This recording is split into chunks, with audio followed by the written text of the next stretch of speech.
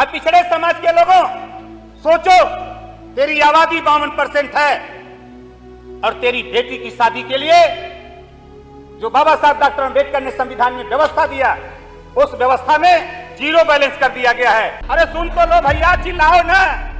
ओम प्रकाश राजभर से ज्यादा चिल्लाने वाला कोई नहीं है। आइए सुन लो, बात सुनो। अगर समय मिला है तो सुनने की क्षमता रखो। पूरे बजट में बड़ा ढिढोरा पीटा जा रहा है।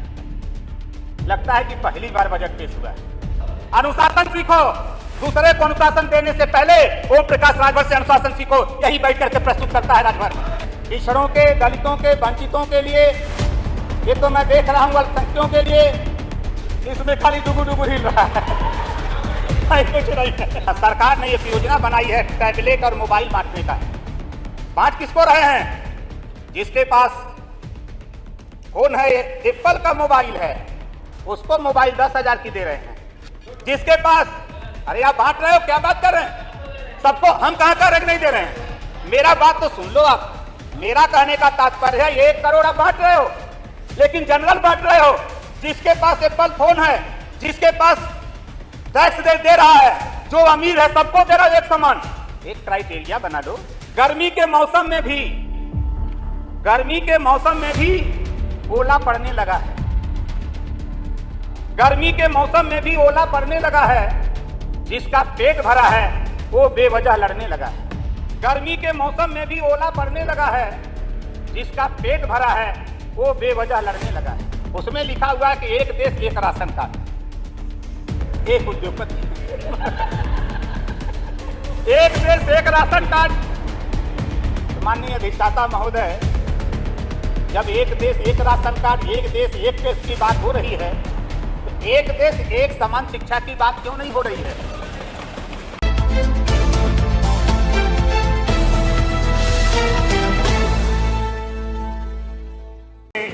अधिष्ठाता महोदय, बैठे बैठे मैं सुन रहा था, इधर के लोग कह रहे हैं 4 बार सपा की सरकार, 4 बार बसपा की, कांग्रेस की तो लंबे समय। इधर के लोग कह रहे हैं कि सत्ता पक्ष के लोग कुछ नहीं कर रहे हैं। अभी मैं कल की घटना बताऊं। जो काम 4 बार में समाजवादी पार्टी बसपा ने नहीं कर पाया, वो काम भारतीय जनता पार्टी की सरकार में मेरठ में थाने पर बैनर लगा दिया गया कि सत्ता पक्ष के भारतीय जनता पार्टी के लोगों का थाने में आना मना है। ये काम इधर के लोग नहीं कर पाए। ये इनकी सरकार में नहीं हो पाया, लेकिन भारतीय जनता पार्टी की सरकार में बैनर लग गया थाने पर कि भारतीय जनता पार्टी के लोगों का आना सख्त मना है, थाना प्रभारी। और माननीय अधिष्ठाता महोदय, मैं माननीय संसदीय कार्य मंत्री जी आपके माध्यम से जानना चाहता हूं, अभी सत्ता पक्ष के लोग, विपक्ष के लोग बोलते हैं, तो सत्ता पक्ष के लोग कहते हैं कहां से आंकड़ा लिया दिए। उधर के लोग बोलते हैं तो इधर के लोग कहते हैं कहां से आंकड़ा लिया दिए। ये कोई तय हो जाए, सत्ता पक्ष के लोग तय कर दे कि यहीं से आंकड़ा निकालिए। कम से कम एक तय हो जाए कि यहीं से आंकड़ा आवे। अभी हमारे सत्ता पक्ष के साथी भी, अभी हमारे बड़े भाई बोल रहे थे आंकड़े पर। हम 5 साल पिछले कार्यकाल में भी थे, कुछ दिन उधर वाले भी गोल में थे और ज्यादा इधर वाली गोल में है, ज्यादा इधर वाली गोल में है। अरे सुन तो लो भैया, चिल्लाओ ना। ओम प्रकाश राजभर से ज्यादा चिल्लाने वाला कोई नहीं है। आइए सुन लो, बात सुनो। अगर समय मिला है तो सुनने की क्षमता रखो। अनुशासन सीखो।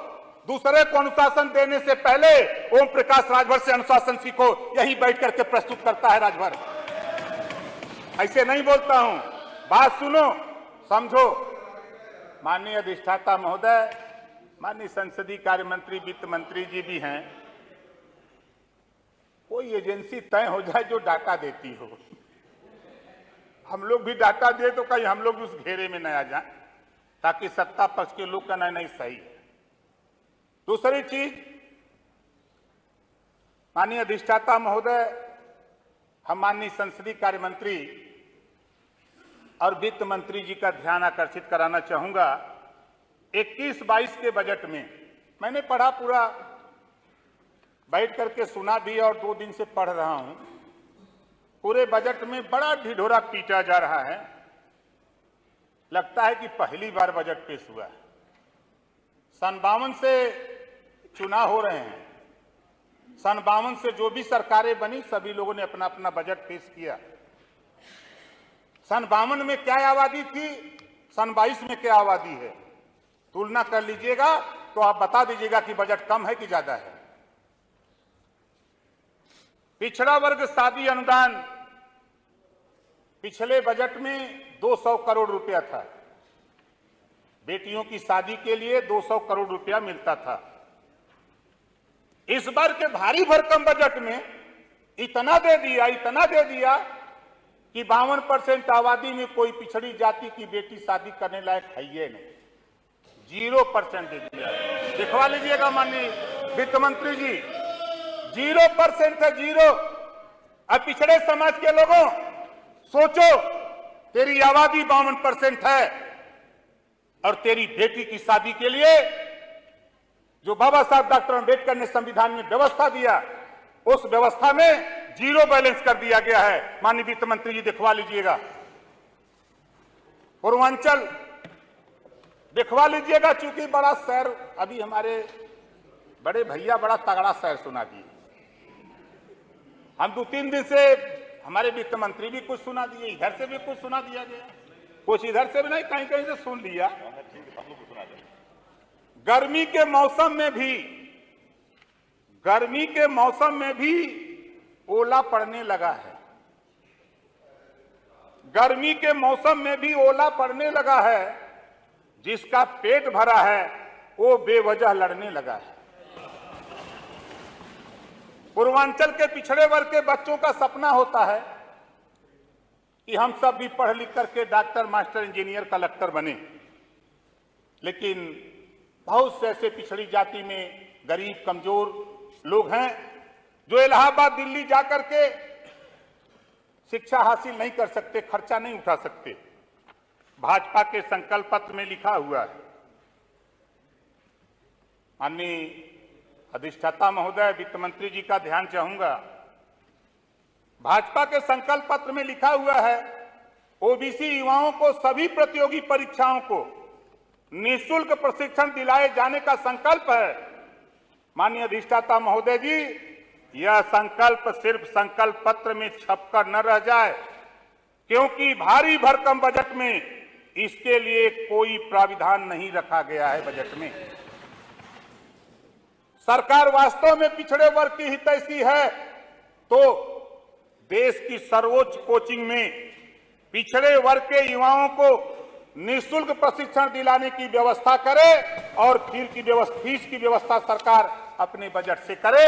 माननीय वित्त मंत्री जी, जरा दिखवा लीजिएगा अपना संकल्प पत्र। हम ले आते हैं रोजगार। अभी सत्ता पक्ष के सहयोगी साथी बड़ी ताव से बोल रहे थे रोजगार के। अधीनस्थ चयन आयोग 3 साल में एक भी परीक्षा पास करा करके एक भी नौकरी नहीं दिलाई। अब आप लोग कहेंगे ये रिकॉर्ड आंकड़ा कहां से लिया दिए? दिखवा लीजिएगा। अधीनस्थ चयन आयोग 3 साल में एक भी परीक्षा पास कराकर एक भी नौकरी नहीं दिलाई। उत्तर प्रदेश लोक सेवा आयोग से जो भी परिणाम आए हैं उसका विश्लेषण किया जाए तो अधिकांश परीक्षाओं में पिछड़े वर्ग के युवाओं की मेरिट सामान्य से भी अधिक है। ऐसे आरक्षण का क्या फायदा? पिछड़े समाज को फायदा क्या मिल रहा है? इसलिए जातिवार जनगणना कराना बहुत ही आवश्यक है, क्योंकि 1931 में ही जातिवार जनगणना हुई, उसके बाद जातिवार जनगणना नहीं हो पाई। पिछड़े वर्ग के साथ धोखा पर धोखा किया जा रहा है।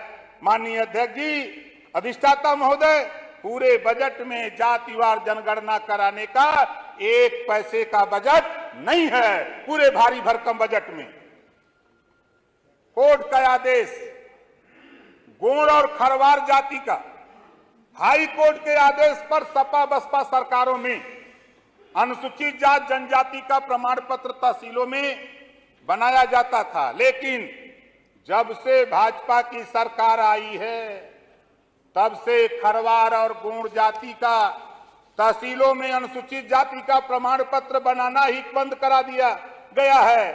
माननीय अधिष्ठाता महोदय, ऐसा भेदभाव गौड़ खरवार जाति के साथ क्यों? इनके साथ अन्याय क्यों? इनका जाति प्रमाण पत्र बनवाया जाए। स्वास्थ्य, बड़ी चर्चा हो रही है। सरकार मेडिकल कॉलेज बना रही है, बड़ी खुशी बात है। एम्स बना रही है, बहुत अच्छी बात है। लेकिन पीएससी और सीएससी जो प्राथमिक स्वास्थ्य केंद्र, सामुदायिक स्वास्थ्य केंद्र, उसकी दुर्दशा देख लीजिए। डॉक्टर नहीं है, दवा नहीं है, फोन करने पर एम्बुलेंस नहीं पहुंच पा रही है। इस बजट में इन सुविधाओं को सुधारने का कोई बजट नहीं है। माननीय वित्त मंत्री जी, देख लीजिएगा।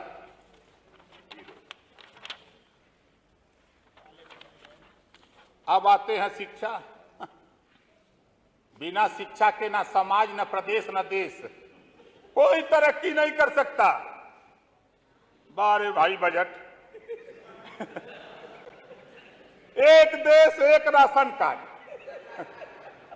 वित्त मंत्री जी खड़ा होकर बड़ी देरी ले 1 घंटा के ऊपर पढ़े। उसमें लिखा हुआ है कि एक देश एक राशन कार्ड, एक उद्योगपति एक देश एक राशन कार्ड। तो माननीय अधिष्ठाता महोदय, जब एक देश एक राशन कार्ड, एक देश एक टेस्ट की बात हो रही है, तो एक देश एक समान शिक्षा की बात क्यों नहीं हो रही है? अब आते हैं हम छात्रवृत्ति पर। पिछले साल 21-22 के बजट में 65% के नीचे पिछड़े वर्ग के युवाओं को छात्रवृत्ति शुल्क प्रतिपूर्ति नहीं मिली। लगभग 10 लाख पात्र छात्र दर दर भटक रहे हैं। कारण 52% आबादी है।